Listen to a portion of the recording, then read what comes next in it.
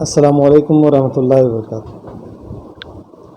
Dear students, آج ہم 10ویں class کے سیاسیات کا پہلا سبق دستور کی پیش رفت کا مطالعہ کریں گے۔ اس سبق کا مطالعہ کرنے سے پہلے دستور کے تعلق سے کچھ باتیں جو کہ ہمیں معلوم ہونا ضروری ہے کہ بھارت کا دستور 26 جنوری 1950 عیسوی کو نافذ ہوا۔ اس دستور کے مقاصد میں سے سب سے اہم مقصد یہ ہے کہ دستور نے اس ملک یعنی بھارت کو مذہبی غیر جانبدار یعنی مذہبی لحاظ سے بھارت کا کوئی اپنا مذہب نہیں ہے، یہ مذہبی غیر جانبدار ہے، مطلب سیکولر۔ دوسرا جمہوری ہے، عوامی حکومت یہاں پر چلتی ہے، یہاں پر حکومتی نظام جو ہے جمہوریت کا ہے، ڈیموکریسی کا ہے۔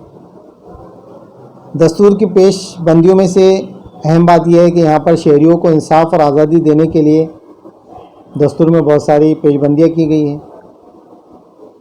اسی طرح دستور جو ہے سماجی انصاف اور مساوات پر مبنی ایک ترقی یافتہ سماج تعمیر کرنے کا اہم وسیلہ ہے۔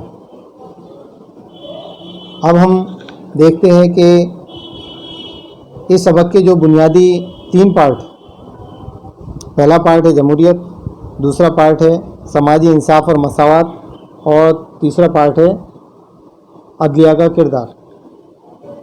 تو ہم دیکھتے ہیں پہلا ہمارا جو پارٹ ہے جمہوریت۔ جمہوریت جیسا کہ آپ جانتے ہی ہوں گے کہ جمہوریت کا مقصد ہوتا ہے ایسی حکومت جس کی تعریف اس طرح کی گئی ہے: government by the people for the people of the people, یعنی یہ عوام کی حکومت ہوتی ہے، عوام کے ذریعے ہوتی ہے اور عوام پر ہوتی ہے۔ اب اس میں جو اس سبق میں ہمیں دیکھنا ہے وہ ہے سیاسی پختگی۔ محض جمہوری طرز حکومت اختیار کر لینا کافی نہیں ہے، بلکہ اس کے مطابق عمل بھی ہونا چاہیے، تبھی جمہوریت سماجی زندگی کا ایک اٹوٹ حصہ بنتی ہے۔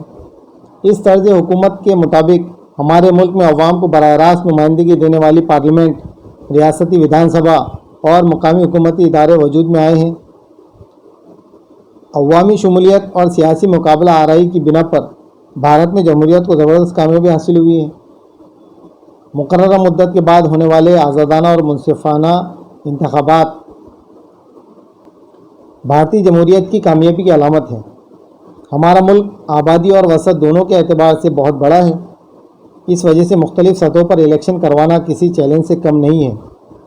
بار بار ہونے والے انتخابات کی وجہ سے بھارتی رائے دہندگان کی سیاسی بیداری کو پختہ کرنے میں بڑی مدد ہوتی ہے۔ الیکشن کے دوران جن عوامی پالیسیوں اور مسائل کا ذکر ہوتا ہے ان کے بارے میں رائے دہندگان کی اپنی رائے بن جاتی ہے۔ مسائل کے متبادل حل کے بارے میں غور و فکر کرنے کی وجہ سے رائے دہی کے رجحان میں اضافہ ہوتا ہے۔ اب یہاں پر کچھ باتیں بتائی گئی جو اہم ہیں۔ کہ پہلی چیز تو یہ کہ جمہوریت عملاً نافذ ہو تبھی سماجی زندگی کا اٹوٹ حصہ بنتی ہے، ورنہ پیپر پر تو جمہوریت ہے لیکن پریکٹیکلی اگر اس کا وجود نہیں ہے تو ظاہر بات ہے کہ وہ زندگی سے اس کا رشتہ نہیں جڑتا، اور لوگوں کا جو پھر بلیو ہے وہ جمہوریت پر نہیں ہوتا۔ اور عام طور پر دیکھنے میں یہی آتا ہے کہ جمہوریت جہاں پر نافذ ہے وہیں کے لوگ جو ہے اس سے مطمئن ہیں، اور آن پیپر اگر ہے لیکن پریکٹیکلی کہ اس پر عمل نہیں ہو رہا ہے تو ظاہر بات ہے کہ لوگ اس سے بدظن ہوتے ہیں اور لوگ جو ہے اس کے خلاف میں پھر آوازیں اٹھاتے ہیں۔ دوسرا یہ کہ بھارت میں عوام کو لوک سبھا، ودھان سبھا اور مقامی حکومتی اداروں میں الیکشن کے ذریعے براہ راست نمائندگی دی گئی ہے۔ یہاں پر لوک سبھا کے الیکشن ہوتے ہیں، ودھان سبھا کے ہوتے ہیں، مقامی لیول پر بھی ہوتے ہیں الیکشن، تو اس کے ذریعے سے لوگوں کو نمائندگی بھی دی جاتی ہے اور لوگ اس کے اندر میں اپنا رول بھی پلے کرتے ہیں۔ اس کے علاوہ کثیر آبادی اور ملک کی وسعت کو دیکھتے ہوئے بھارت میں الیکشن کروانا کوئی معمولی کام نہیں ہے، ایک بہت بڑا چیلنج ہے، اور بار بار الیکشن ہونے کی وجہ سے لوگوں کے اندر میں جو ہے وہ سیاسی شعور ڈیولپ ہوتا ہے۔ جو رائے دہندگان ہوتے ہیں، جو ووٹرز ہوتے ہیں، ان کی جو ہے ایک سوچ بنتی ہے، اور الیکشن کے دوران میں جن عوامی پالیسی اور مسائل کا ذکر ہوتا ہے ان کے بارے میں بھی رائے دہندگان کی اپنی رائے بن جاتی ہے. پھر وہ مسائل کو حل کرنے کے لیے اس کے متبادل کا سوچتے ہیں کہ بھائی یہ پارٹی ہے، یہ لوگ ہمارے مسائل کو حل نہیں کر رہے، تو پھر ہم نے دوسری پارٹی اور دوسرے لوگوں کو چن کے لانا چاہیے. اس طرح سے ان کا رجحان جو ہے ڈیولپ ہوتا ہے، اور اس طرح سے ان کا جو ہے سیاسی پختگی ان کی جو ہے مضبوط ہوتی ہے، سیاسی پختگی ان کے اندر آتی ہے.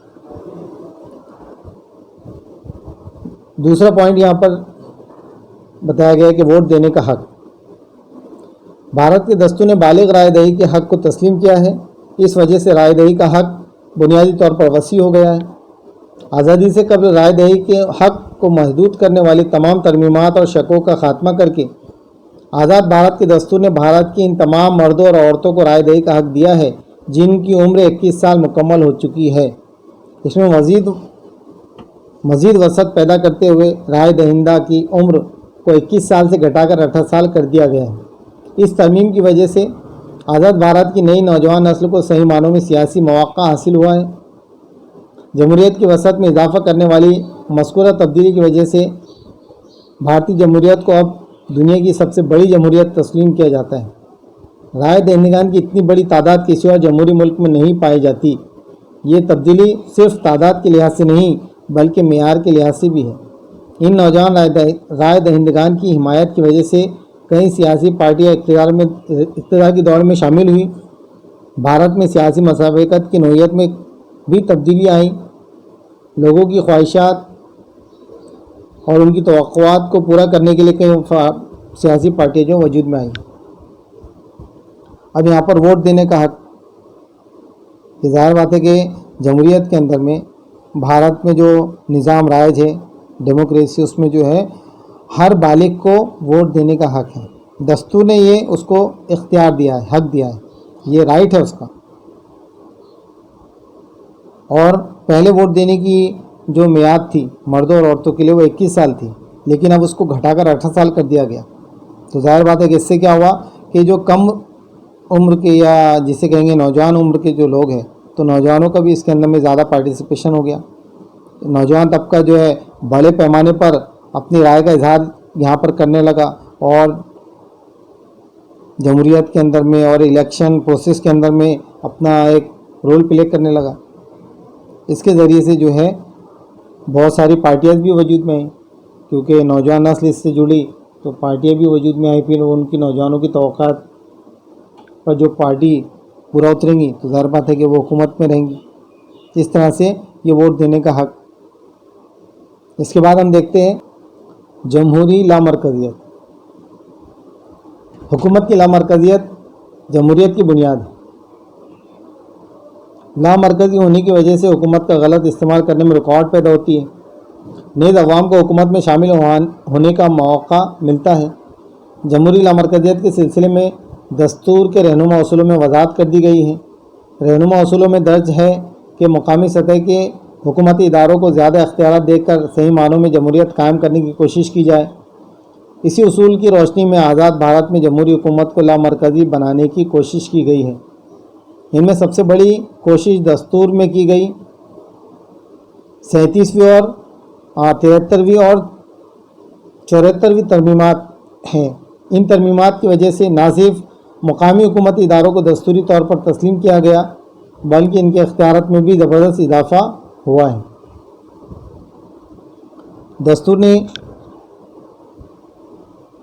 اقتدار کو مرکزی حکومت، ریاستی حکومت اور مقامی حکومت اداروں میں تقسیم کر دیا. گویا کہ مرکزی حکومت ہے، ریاستی حکومت ہے اور مقامی حکومت ہے. یہ اس طرح سے اس کی لامرکزیت بنائی گئی اور اس کی وجہ سے مقامی اداروں کو جو ہے زیادہ اختیارات دینے کی کوشش کی گئی تاکہ جو جمہوری نظم ہے وہ مضبوط ہو. اور ہم دیکھتے ہیں کہ اس کی وجہ سے جو ہے یہ نظم جو ہے مضبوط ہوا ہے. اگلا پوائنٹ ہے حق کی معلومات. RTI 2005. جمہوریت میں شہریوں کو مختلف طریقوں سے بااختیار بنانا چاہیے. شہریوں کو شمولیت کا موقع دینے کے ساتھ حکومت کے ساتھ ان کے تعلقات کو بھی بڑھانا چاہیے. حکومت اور شہریوں के दरमियान फासला जितना कम होगा और ताल्लुकात जितने करीबी होंगे उसी तनासब से जमहूरी अमल मजबूत और मुस्तकम होता जाता है। इनमें बाहमी एतमाद बढ़ाने के लिए हुकूमत जो कुछ करती है वो शहरियों की समझ में आना चाहिए। शफाफियत और ज़िम्मेदारी का एहसास अच्छी हुकूमत की दो खुसूसियात हैं। हुकूमत में इन खुसूसियात की नशोनुमा के लिए भारतीय शहरियों को मालूमात हासिल करने का हक़ दिया गया। हक़ मालूमात की वजह से हुकूमत के कामकाज में राजदारी का उनसर कम हो गया है। हुकूमत की सरगर्मियों के शफाफ होने में मदद मिली, जिसकी वजह से इन्हें आसानी से समझा जा सकता है।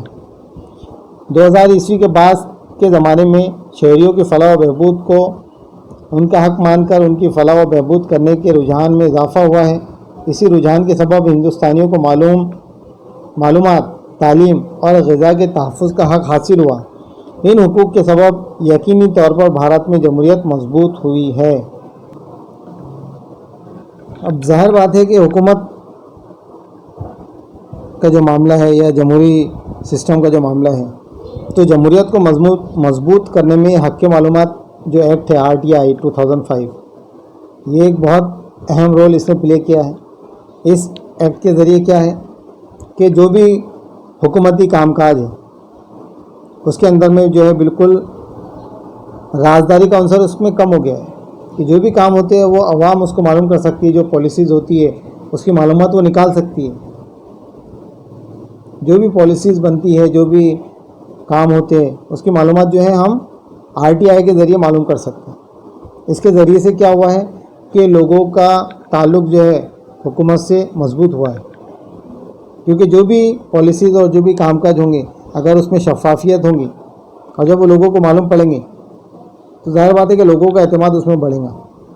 इस वजह से हुकूमत के कामकाज में शफाफियत और ज़िम्मेदारी के एहसास की नशोनुमा के लिए भारतीय शहरियों को मालूमात हासिल करने का हक़ दिया गया। हुकूमत और अवाम के दरमियान बेहतर ताल्लुकात पैदा करने और बाहमी एतमाद बढ़ाने के लिए यह एक मुफीद साबित होता है। हक़ मालूमात की वजह से हुकूमत की सरगर्मी आज़ादाना तौर पर होने से कामकाज में राजदारी के अंसर के कम होने में मदद मिली है। इसके बाद समाजी इंसाफ और मसावत, इसे हम हमारे अगले वीडियो में देखेंगे। अस्सलामु अलैकुम वरहमतुल्लाहि वबरकातुहू।